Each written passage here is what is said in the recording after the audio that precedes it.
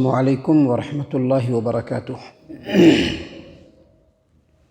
اعوذ باللہ من الشیطان الرجیم، بسم اللہ الرحمن الرحیم۔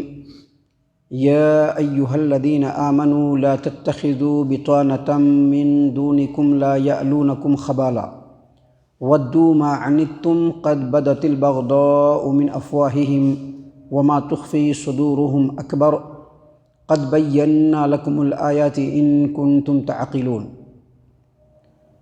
اے ایمان والو، اپنے لوگوں کے سوا غیروں کو رازدار نہ بناؤ۔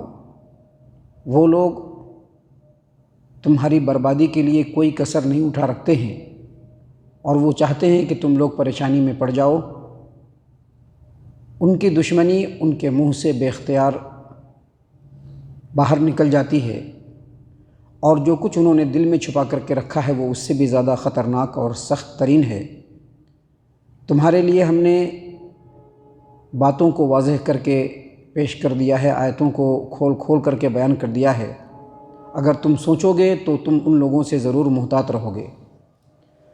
معزز سامعین کرام، سورہ آل عمران سورہ نمبر 3 اور اسی سورت سے ابھی آپ کے سامنے آیت نمبر 118 تلاوت کی گئی، اور آیت کریمہ کا ترجمہ بھی آپ کے سامنے پیش کیا گیا۔ آپ نے آیت کریمہ کے ترجمہ سے محسوس کر لیا ہوگا کہ اللہ تبارک و تعالیٰ نے ایمان والوں کو مخاطب کیا ہے، اور ایمان والوں کو یہ کہا ہے کہ اپنے لوگوں کے علاوہ غیروں کو اپنا رازدار نہ بناؤ۔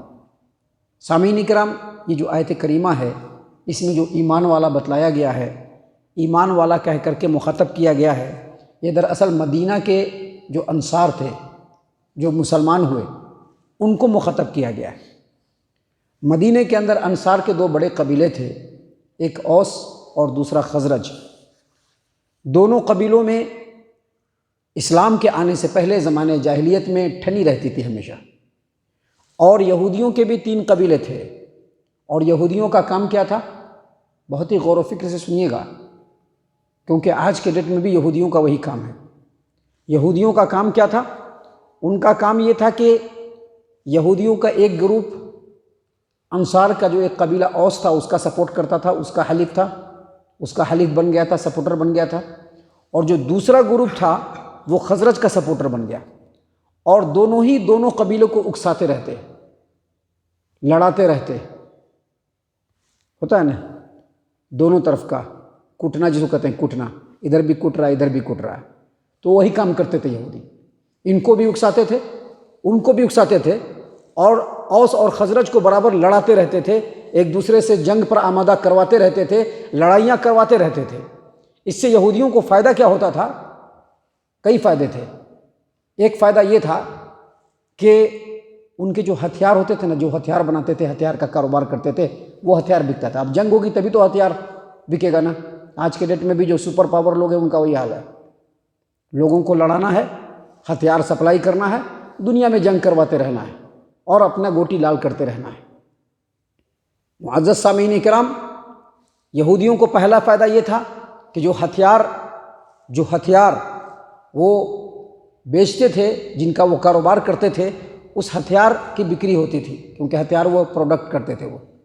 دوسرا فائدہ ان کا کیا تھا کہ تعداد میں بہت کم تھے، انصار مدینہ کے مقابلے میں مدینہ کے اندر تعداد میں بہت کم تھے، لیکن اس طرح کی پالیسی کرنے سے ڈیوائڈ اینڈ رول والا حساب کتاب تھا کہ انصار مدینہ کے درمیان، مدینہ کے جو قبیلے تھے ان کے درمیان پھوٹ ڈالتے تھے اور ان کے اوپر راج کرتے تھے، ان کی بالادستی اس پر قائم رہے، اور اکنامیکل اعتبار سے اور پولیٹیکل اعتبار سے مدینہ کے جو قبیلے تھے ان کے اوپر ان کی برتری رہے، یعنی ہر چیز کے اوپر وہ قابض رہیں، اسی لیے وہ اس طرح کی حرکت کرتے تھے۔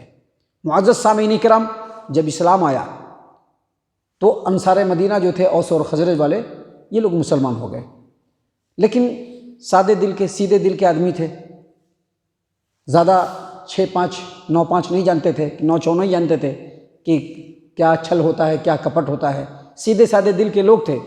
مسلمان ہونے کے باوجود یہودی جو ان کے پرانے دوست تھے ان سے پہلے ہی جیسے ملتے تھے، پہلے ہی جیسا سلوک کرتے تھے، لیکن یہ یہودی لوگ چونکہ ان کو اسلام سے، محمد صلی اللہ علیہ وسلم سے لائے ہوئے دین سے اور آپ صلی اللہ علیہ وسلم کے مشن سے بہت زیادہ بغض و حسد تھا۔ کیوں بغض و حسد تھا؟ میں نے پہلے بتلایا تھا، یہ لوگ انتظار کرتے تھے کہ آخری نبی آنے والے ہیں۔ جب آخری نبی ان کے قبیلے سے نہیں آئے، یہودیوں کے قبیلے سے نہیں آئے، تو بس وہیں سے ان لوگوں کا بغض اور ان لوگوں کا حسد جو ہے وہ شروع ہو گیا۔ اور اللہ کے رسول صلی اللہ علیہ وسلم اور آپ صلی اللہ علیہ وسلم کے مشن سے ان لوگوں کو بہت زیادہ بغض و حسد تھا۔ اب یہ جو مسلمان ہو گئے، ان سے تو یہ محبت نہیں کر سکتے ہیں، تو اب کرنا کیا چاہیے؟ دوہری پالیسی، منافقانہ چال۔ منہ پر محبت کرتے تھے اور دل میں دشمنی چھپا کر کے رکھتے تھے۔ اس سے بھی دو فائدہ۔ اس سے کیا دو فائدہ ہوتا تھا؟ ایک یہ کہ جب ان میں گھل مل کر کے رہیں گے تو کبھی بھی ان میں فتنہ ڈال دیں گے۔ جیسا کہ پچھلی آیتیں جو ہم نے آپ کے سامنے پڑھی ہے، اس میں ایک واقعہ بیان کیا تھا کہ ایک بوڑھا یہودی شماش بن قیس، اس نے فتنہ ڈال دیا تھا اور انصار مدینہ کے درمیان لڑائی جھگڑا کروا دیا تھا، تو اس لیے وہ مل کر کے رہتے تھے۔ یعنی ظاہری طور پر محبت اس لیے رکھتے تھے، دل میں دشمنی چھپی ہوئی تھی، ظاہری طور پر محبت اس لیے رکھتے تھے کہ جب بھی موقع ملے گا مسلمانوں میں فتنہ ڈال دیں گے۔ اور دوسرا فائدہ کیا کہ مسلمانوں سے جب مل جل کر کے رہیں گے تو کوئی ایسی بات ہوگی جو ان لوگوں کے خفیہ راز ہوں گے، وہ دشمنوں تک پہنچائیں گے۔ اللہ تبارک و تعالیٰ نے اسی بات کو سامنے رکھتے ہوئے مسلمانوں کو منع کیا، کہا یا ایھا الذین آمنوا لا تتخذوا بطانۃ من دونکم لا یالونکم خبالا ودوا ما عنتم، اے ایمان والو اپنے لوگوں کے سوا غیروں کو رازدار نہ بناؤ، وہ تمہاری بربادی کے لیے کوئی کسر نہیں چھوڑتے ہیں، وہ چاہتے ہیں کہ کسی بھی طرح سے تم لوگوں کو برباد کر دیں۔ ودوا ما عنتم، وہ چاہتے ہیں کہ تم لوگوں کو دشمنی میں، تم لوگوں کو پریشانی میں ڈال دیں، تم لوگوں کو تکلیف میں ڈال دیں، تم لوگوں کو مصیبت میں ڈال دیں۔ ان لوگوں کی بڑی چاہت ہے کہ تم لوگ مصیبت میں پڑ جاؤ، تکلیف میں پڑ جاؤ، پریشانی میں پڑ جاؤ، تباہی میں پڑ جاؤ، بربادی میں پڑ جاؤ۔ اور یہودیوں کی دشمنی کا تو یہ حال تھا کہ دل میں اتنی دشمنی چھپی ہوئی تھی، دل میں اتنا بغض تھا کہ بظاہر تو محبت والا دعویٰ کرتے تھے، لیکن جب مسلمانوں کے ساتھ بیٹھے رہتے تھے تو کوئی ایسی بات ان کے زبان سے نکل جاتی تھی جو ان کے دشمنی اور حسد کی گہرائی کا پتہ دے دیتی تھی۔ زبان کنٹرول میں نہیں رہتا تھا، اور دل میں تو جو برائی چھپا کر کے رکھے تھے وہ تو بہت بڑی بات تھی۔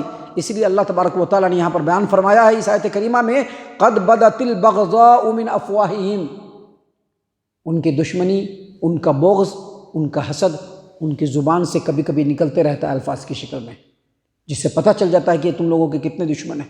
اللہ تبارک و تعالیٰ رہنمائی فرما رہا ہے۔ معزز سامعین کرام، آگے مزید اللہ تبارک و تعالیٰ نے فرمایا وما تخفی صدورہم اکبر، لیکن ان کے دلوں میں جو باتیں ہیں وہ اس سے بھی بڑھ کر کے ہیں۔ وہ تم لوگوں کو دنیا میں دیکھنا ہی نہیں چاہتے ہیں، بلکہ میٹ کر دینا چاہتے ہیں۔ اور ان تمام باتوں کو بیان کرنے کے بعد اللہ تبارک و تعالیٰ نے فرمایا قد بینا لکم الآیات، اللہ تبارک و تعالیٰ نے اپنے آیات کو کھول کھول کر کے بیان کر دیا ہے، جو اصل نصیحت ہے اس نصیحت کو تمہارے سامنے بالکل واضح کر دیا ہے۔ ان کنتم تعقلون، اگر تم سوچو گے تو ان لوگوں کو اپنا رازدار بنانے سے، اپنا ہمدرد اور غمگسار بنانے سے ضرور تم لوگ باز آ جاؤ گے۔ معزز سامعین کرام، ابھی اس صورت کے اندر اور بھی بہت ساری باتیں ہیں جو اللہ تبارک و تعالیٰ نے بیان فرمائی ہے، لیکن اس آیت کریمہ پر ہم غور کریں گے اور آج کے حالات کے اوپر ہم غور کریں گے تو ہمیں خوب پتہ چل جائے گا کہ واقعی آج حالات بھی ویسے ہی ہے۔ لیکن یہاں پر مسلمانوں کے کرنے کا جو اصل کام ہے وہ یہ کہ اللہ تبارک و تعالیٰ کو اپنا ولی بنائیں، اپنا دوست بنائیں، اللہ تبارک و تعالیٰ کی اطاعت و فرما برداری میں آگے بڑھیں۔